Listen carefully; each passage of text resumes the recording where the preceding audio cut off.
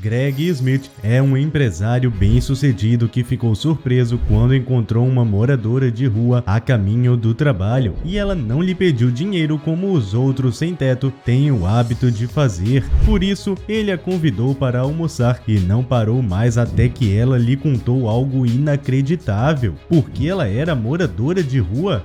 E por que não pedia? Ela não precisava de dinheiro? Deixe seu like e se inscreva no canal e vamos lá!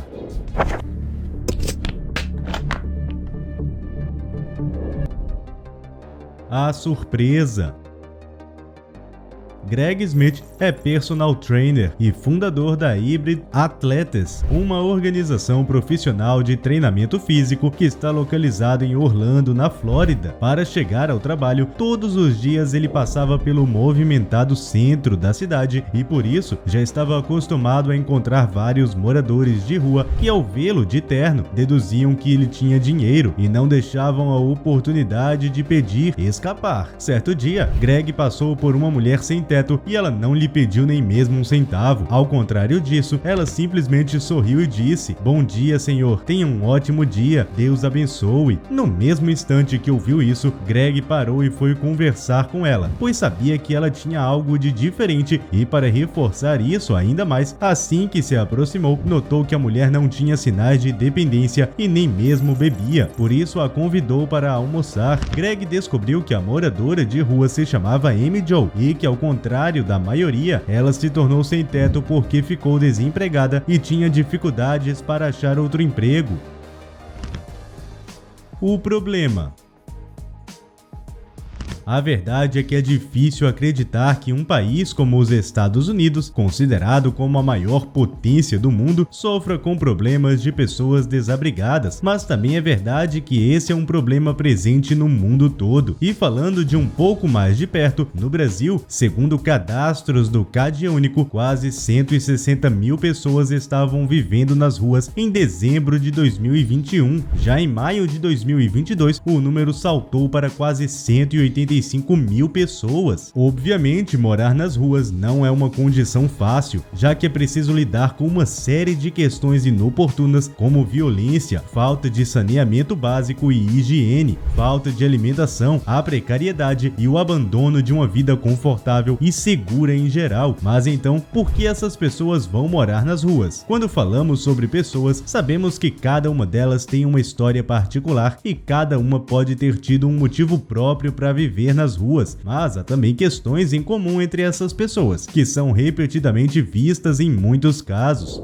Quanto aos motivos que levam as pessoas a morar nas ruas, os maiores são a dependência, perda de emprego e conflitos familiares. Das pessoas entrevistadas, mais de 71% citaram ao menos um dos 3 motivos, e muitas vezes os relatos citam motivos que os correlacionam dentro da perda de emprego, uso de substâncias e conflitos familiares. Apesar de não ser muito comum, também existem pessoas que escolhem viver nas ruas. De acordo com a pesquisa, e embora os principais motivos sejam, por vezes, violências e abusos domésticos ou desentendimentos dentro da família, afirma-se que existe um grau de escolha própria para ir para a rua. A explicação obtida na pesquisa é de que essa escolha está relacionada a uma noção, ainda que vaga, de liberdade proporcionada pela rua e acaba sendo um fator fundamental para explicar não apenas a saída de casa, mas também as razões da permanência na rua. E vale lembrar que a maior parte das pessoas que vivem nas ruas são homens, e de toda essa população masculina, a maioria é jovem e tem de 26 a 35 anos. E para piorar ainda mais a situação, vale destacar que o Brasil registrou quase 18 mil casos de violência contra moradores de rua, de 2015 a 2017. Os jovens moradores de rua com idade entre 15 a 24 anos são o principal alvo da violência e a maioria das vítimas se declara negra, pretos ou pardos, e apesar de serem minoria nas ruas, as mulheres são as principais vítimas. E por incrível que pareça, em 92% dos casos a violência indicada na notificação do SUS foi física e os principais prováveis autores da agressão foram pessoas desconhecidas, seguidos por amigos e conhecidos, e até familiares. Sabendo disso, não é nem preciso dizer que é muito difícil morar nas ruas de qualquer país do mundo, e com certeza com Amy Jo não foi diferente. A descoberta. Joe continuou contando sua história e revelou que tinha esperança em sair daquela vida. Sendo assim, quando a sorte dava as caras e ela encontrava alguém gentil que dava dinheiro a ela, não usava para comprar comida e sim fazia um investimento. Acontece que Joe não sabia ler e essa era a grande dificuldade que a impedia de sair de onde estava. Por isso, sempre que ganhava dinheiro, ela usava para pagar o aluguel de livros para tentar aprender a ler. É importante lembrar que, embora a maioria das bibliotecas americanas não cobre por cartões de biblioteca, pessoas como Amy Jo, que não tem um endereço permanente, não tem escolha a não ser pagar por seus livros. Naquele momento, Greg começou a refletir sobre sua própria vida e a pensar no quanto era sortudo por ter uma família de apoio e oportunidades na vida, e sendo assim, não deixaria de ajudar a mulher. Por isso, Greg passou a usar seu horário de almoço todas as terças-feiras para ensinar Joe a ler na biblioteca e, além disso, alugava livros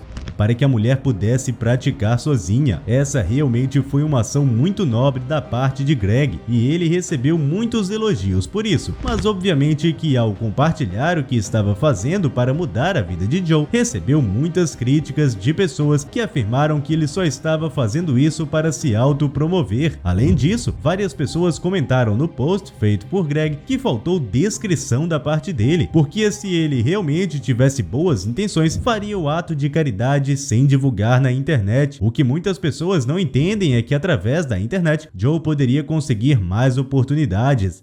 E por isso, Greg escreveu: esse post não é de forma alguma para fazer alguém sentir pena de Amy Jo. Eu queria compartilhar isso porque talvez possa levar alguém a ajudar outra pessoa. Afinal, há muitas pessoas por aí como Amy Jo e nem todas estão com fome, desabrigadas ou feridas. Algumas podem ser da sua família ou amigos. Ajudar alguém pode ser tão fácil quanto dizer olá e sorrir. Eu tive a sorte de poder cuidar de Amy Jo, então é isso que eu vou fazer. E você nunca sabe o que pode fazer por alguém até tentar. Afinal, quem é a sua Amy Jo? Quem é a sua Amy Jo?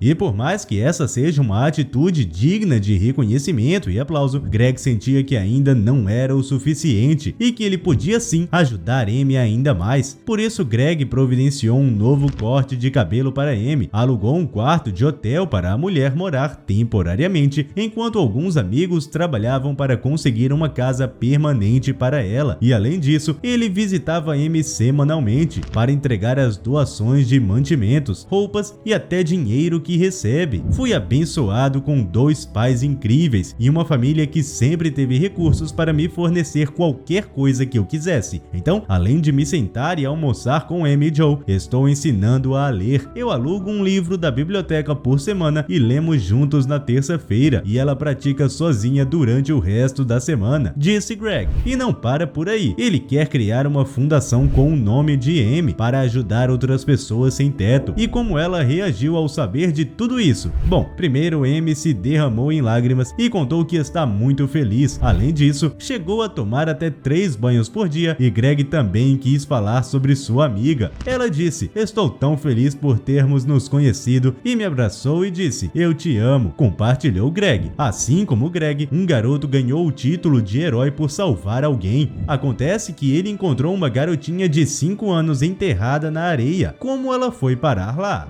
Para descobrir, basta clicar no link que está aparecendo aí na sua tela e até breve!